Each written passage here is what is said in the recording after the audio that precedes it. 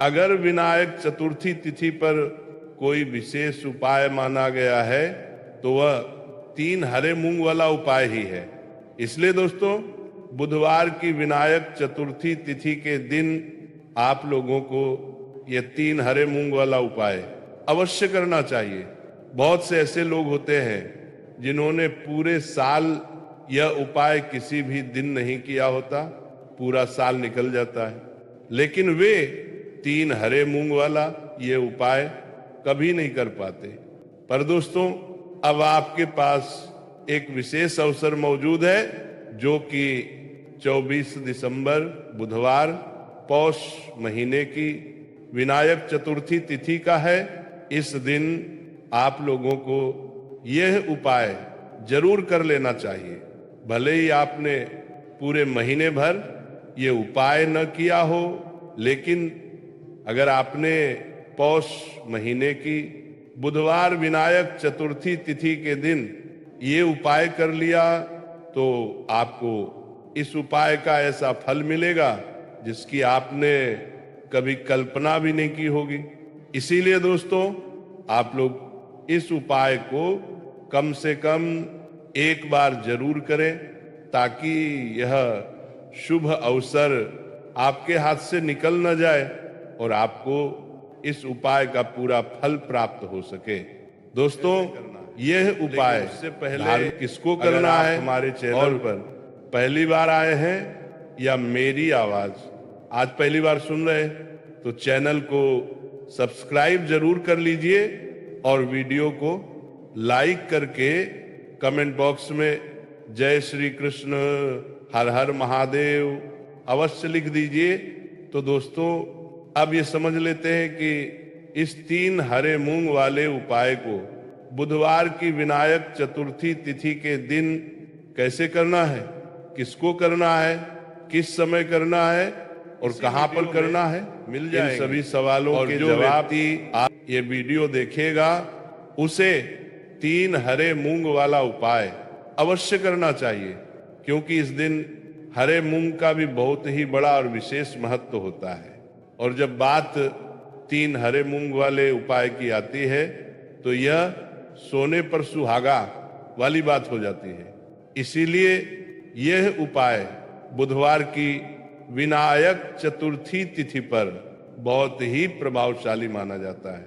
अब दोस्तों, सबसे पहले ये समझ लेते हैं कि ये उपाय किसको करना है। तो देखिए, घर की जो बड़ी माताएं या बहनें होती हैं उनमें से कोई भी एक ये उपाय कर सकती है। और दोस्तों, अगर आप चाहें तो अपने घर के सभी सदस्यों से भी ये उपाय करवा सकते हैं। अगर किसी व्यक्ति की अपनी कोई व्यक्तिगत मनोकामना या कोई दुख परेशानी है जिसके लिए वह स्वयं ये उपाय करना चाहता है तो वह अपने लिए भी ये उपाय कर सकता है। और अगर घर में कोई ऐसा व्यक्ति है जो पूरे घर परिवार की सुख शांति के लिए यह उपाय करना चाहता है तो वह भी ये उपाय कर सकता है। इसमें कोई भी दिक्कत वाली बात नहीं है। कहने का मतलब यह है कि यह उपाय हर सदस्य अपने लिए भी कर सकता है और पूरे घर परिवार के लिए घर की बड़ी माताओं बहनों में से घर में बड़ी माताएं या बहनें उपस्थित न हो या ये उपाय न कर पा रही हो तो उस स्थिति में घर का कोई बड़ा सदस्य भी यह 3 हरे मूंग वाला उपाय कर सकता है, चाहे वह पुरुष ही क्यों न हो। इसमें कोई भी समस्या नहीं है। अब दोस्तों, जो अगला प्रश्न आता है वह यह है कि इस उपाय को किस समय करना है। तो देखिए, इस उपाय को आप सुबह के समय भी कर सकते हैं और शाम के समय प्रदोष काल में भी कर सकते हैं।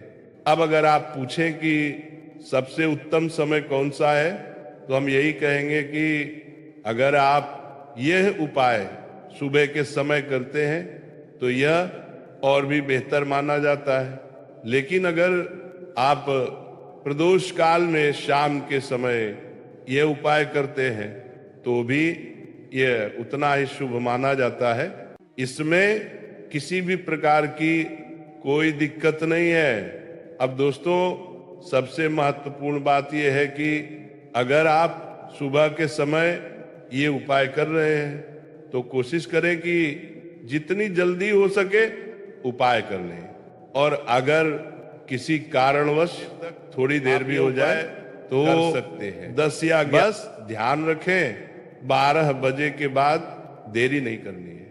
अब अगर शाम के समय प्रदोष काल की बात करें तो प्रदोष काल आमतौर पर शाम 6 बजे से शुरू हो जाता है, यानी शाम 6 बजे से 7 बजे के बीच का समय प्रदोष काल माना जाता है। लेकिन आप इस उपाय को शाम 6 बजे से रात 8 बजे के बीच कभी भी कर सकते हैं। इसमें भी कोई समस्या वाली बात नहीं है। तो चलिए दोस्तों, अब हम पहले खास और विशेष उपाय के बारे में जान लेते हैं, जो आपकी किसी भी प्रकार की मनोकामना को पूर्ण करने के लिए बहुत ही प्रभावशाली माना जाता है। देखिए, इस उपाय के पर रखें। अब अपनी विशेष मनोकामना का स्मरण करें, चाहे वह धन से जुड़ी हो, व्यापार से जुड़ी हो, नौकरी से जुड़ी हो, विवाह से जुड़ी हो, मकान से जुड़ी हो, या जीवन की कोई भी मनोकामना हो। फिर उसी भावना के साथ उस बेल पत्र को भगवान शिव के शिवलिंग पर अर्पित कर दें। ध्यान रखें, बेल पत्र की चिकनी साइड शिवलिंग से स्पर्श करें और उसकी डंडी जलाधारी की ओर रहे।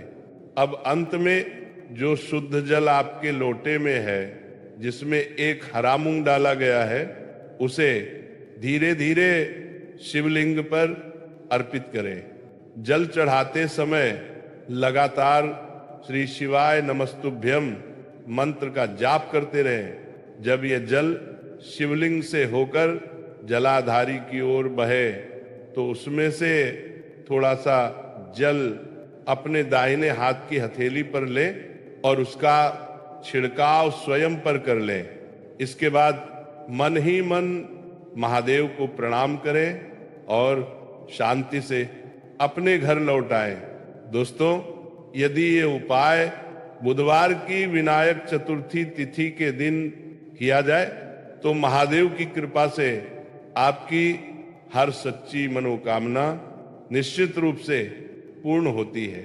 अब दोस्तों, इसके बाद हम बात करेंगे दूसरे चमत्कारी उपाय के बारे में। देखिए, अगर आपके घर में रिद्धि सिद्धि की कमी है, संपदा बढ़ नहीं रही है, बार बार बीमारियां आ रही हैं, या जीवन में कष्ट समाप्त नहीं हो रहे हैं, तो यह उपाय आपको अवश्य करना चाहिए। सबसे पहले आपको लेना है, एक मिट्टी का दीपकता है, उसमें लगानी है गोल बाती और दीपक में भरना है शुद्ध देसी घी। इसके साथ आपको लेने हैं 9 शमी के पत्ते। ध्यान रखें, यह उपाय विशेष रूप से विनायक चतुर्थी तिथि पर ही किया जाता है, इसलिए 9 शमी के पत्ते ही लेने हैं। और अंत में 1 लोटा शुद्ध जल जो तांबे के पात्र में हो और अपने घर से लिया गया हो। अब ये सारी सामग्री लेकर आपको भगवान शिव के मंदिर पहुंच जाना है। यह उपाय भी सबसे आप सुबह से लेकर शाम तक जल आपके किसी भी समय कर सकते। उसे धीरे धीरे शिवलिंग पर अर्पित करें।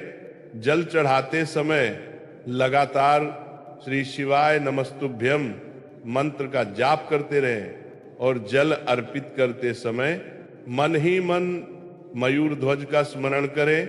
अब आपके पास 9 शमी के पत्ते हैं, उनमें से 5 शमी के पत्ते आपको भगवान शिव के शिवलिंग पर अर्पित करने हैं। अर्पण करते समय